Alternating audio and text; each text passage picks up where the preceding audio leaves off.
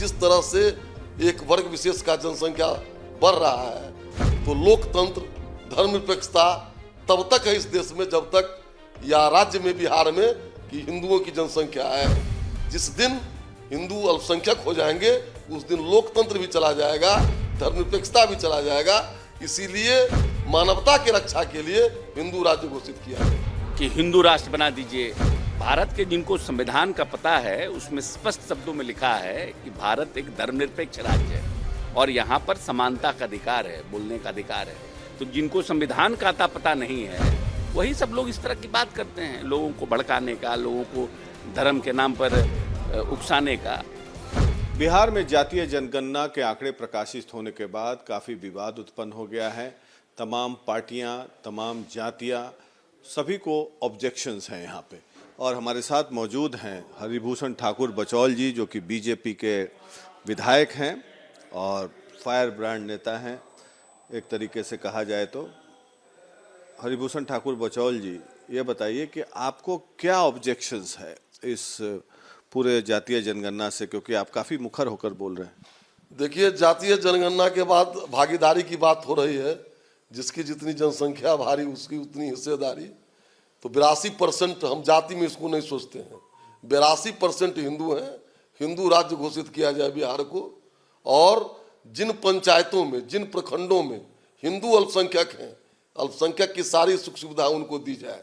चूँकि जिस तरह से एक वर्ग विशेष का जनसंख्या बढ़ रहा है तो लोकतंत्र धर्मनिरपेक्षता तब तक है इस देश में जब तक या राज्य में बिहार में कि हिंदुओं की जनसंख्या है। जिस दिन हिंदू अल्पसंख्यक हो जाएंगे उस दिन लोकतंत्र भी चला जाएगा, धर्मनिरपेक्षता भी चला जाएगा। इसीलिए मानवता की रक्षा के लिए हिंदू राज्य घोषित किया जाए। किस वर्ग की संख्या कितनी बढ़ गई 1931 के बाद? 1931 में 12% था अल्पसंख्यक का, जिनको मुसलमान भाई कहते हैं। 17% हो गए। 2011 से अब ये बढ़ गए हैं 1.5%। 50 साल में ये भाई जगो, 50 साल में जाति नाम की चीज नहीं रहेगी। इसी तरह अगर होता रहा तो हम आप जातियों में बढ़ते जाएंगे और उनका शासन हो जाएगा। जब उनका शासन हो जाएगा तो पाकिस्तान से जैसे हिंदुओं की जातियां विलीन हो गई, बांग्लादेश से विलीन हो गई, बिहार में भी किशनगंज, कटिहार, दरभंगा, मधुबनी, बेतिया, मोतिहारी के बहुत क्षेत्रों में जो परिस्थिति है वो परिस्थिति पैदा हो जाएगी। इससे बचने के लिए हिंदू राज्य घोषित कर दिया जाए। जेडीयू और आरजेडी के नेता तो कहते हैं कि हिंदू राज्य घोषित नहीं हो सकता है क्योंकि इंडिया जो है सेकुलर स्टेट है और सेकुलर फैब्रिक। किस परिस्थिति में सेकुलर बनाया गया? आखिर विभाजन किस परिस्थिति में हुआ? नहीं था 47 में, 52 में कानून लगा, 50 से गणतंत्र है। बहुत कुछ नहीं था, रिजर्वेशन नहीं था, मंडले कमीशन नहीं था। हम लाए कि नहीं लाए? आपका क्या कहना है? विभाजन हुआ था इसीलिए? धर्म के नाम पर ही विभाजन हुआ था। हिंदू और मुसलमान भाई दूसरा देश लिए थे। अब जो बचा हुआ देश है उसको हिंदू राज्य और हिंदू राष्ट्र घोषित किया जाए।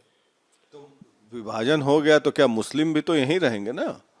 रहेंगे तो रहे, इसके लिए कोई आपत्ति नहीं है। लेकिन उनको जो तुष्टीकरण के नीति के तहत हम लोग के यहाँ आप जाकर के देखिए 40 घर है। 40 घर में 12 एकड़ बिहार सरकार के कब्रिस्तान को घेरा दिया गया है। वहीं गरीब, पिछड़े, दलित, ओबीसी, ईबीसी हैं, उनको रहने के लिए घर नहीं है, जमीन नहीं है। तुष्टीकरण की आप पाकिस्तान से भारत को क्यों कंपेयर कर रहे हैं? कैसे नहीं करेंगे कंपेयर? भाइये से कंपेयर करेंगे ना। हम ही से विभाजन हुआ है उनका। और वो धर्म के अपना इस्लामिक स्टेट बना करके रोटी के लिए गोली चल रहा है। यहाँ सनातन संस्कृति हिंदुत्व ही है जो गोली नहीं चल रहा है।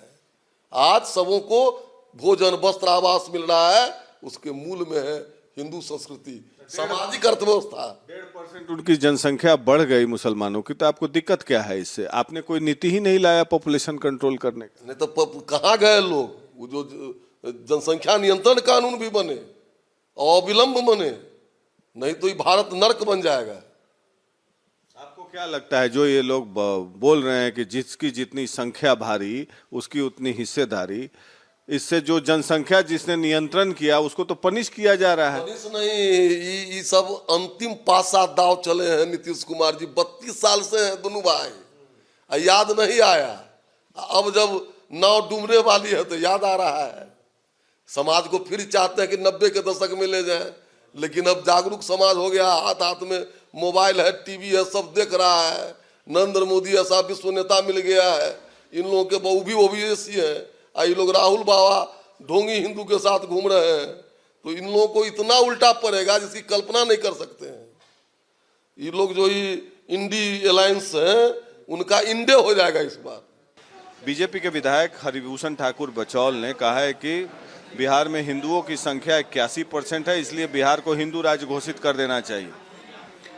हमको लगता है कि वो भारत के संविधान से उनका कोई लेना देना नहीं है। इसीलिए तो हम लोग बार बार कहते हैं कि भारतीय जनता पार्टी आने वाले समय में इस संविधान को भी बदलने का काम करेगी और आरक्षण को भी खत्म करने का काम करेगी। ये सब जो बातें आती है वहीं से आती है कि हिंदू राष्ट्र बना दीजिए। भारत के जिनको संविधान का पता है उसमें स्पष्ट शब्दों में लिखा है कि भारत एक धर्मनिरपेक्ष राज्य है और यहाँ पर समानता का अधिकार है, बोलने का अधिकार है। तो जिनको संविधान का अता पता नहीं है वही सब लोग इस तरह की बात करते हैं, लोगों को भड़काने का, लोगों को धर्म के नाम पर उकसाने का। बयान को किस रूप में ले रहे हैं? क्या जितना कंडेम किया जाए उतना कम है। देश को हिंदू राष्ट्र, मुस्लिम राष्ट्र, ये सिख राष्ट्र, ईसाई राष्ट्र, कोई डिमांड करेगा खालिस्तान बनाने के लिए, कोई डिमांड करेगा, ये सब कहीं संभव है इस देश में?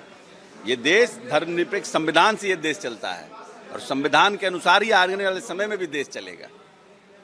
गोपाल मंडल आपके पार्टी के विधायक हैं, पहले तो वो पिस्तौल लहराते हुए हॉस्पिटल में गए, अपना हो सकता है लाइसेंसी हथियार होगा इसीलिए, लेकिन पीछे बॉडीगार्ड भी हट्टा कट्ठा एक चल रहा था उनके साथ, फिर भी वो असुरक्षित महसूस कर रहे थे हॉस्पिटल में। और यहाँ पर आए तो पत्रकारों को गाली गलौज कर दिए।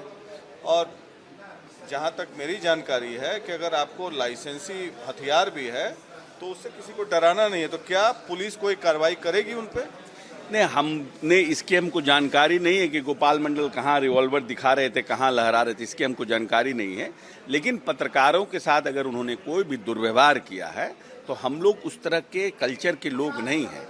हमारे नेता का कल्चर डिफरेंट है और हमेशा उन्होंने यही सीख दिया है कि आप जिस तरह से अपने घर के अंदर रहते हैं और अपने बच्चों और माता पिता के साथ व्यवहार करते हैं वैसा ही व्यवहार आप बाहर में भी कीजिए। इसीलिए इस तरह की घटना का, अगर कोई घटना इस तरह की हुई है, उसकी जितनी भत्सना की जाए कम है। लाइसेंसी हथियार को लेकर नियम क्या कहता है?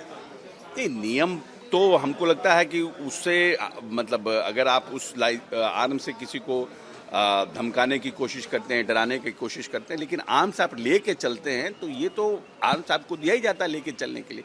अब क्या परिस्थिति थी, क्योंकि हमने वीडियो देखा नहीं है। रिवॉल्वर हाथ में लेके चल रहे हैं, मतलब जैसे रैंप वॉक करता है ना मॉडल लोग, वैसे ही हॉस्पिटल में रैंप वॉक कर रहे हैं। ऐसे चीज़ों से परहेज करना चाहिए। इस तरह के जिसमें पब्लिक परसेप्शन में इमेज खराब हो पार्टी का, अपना खुद का, उससे परहेज करना चाहिए और जितनी सादगी के साथ रहिए उतना ज़्यादा बेटर है।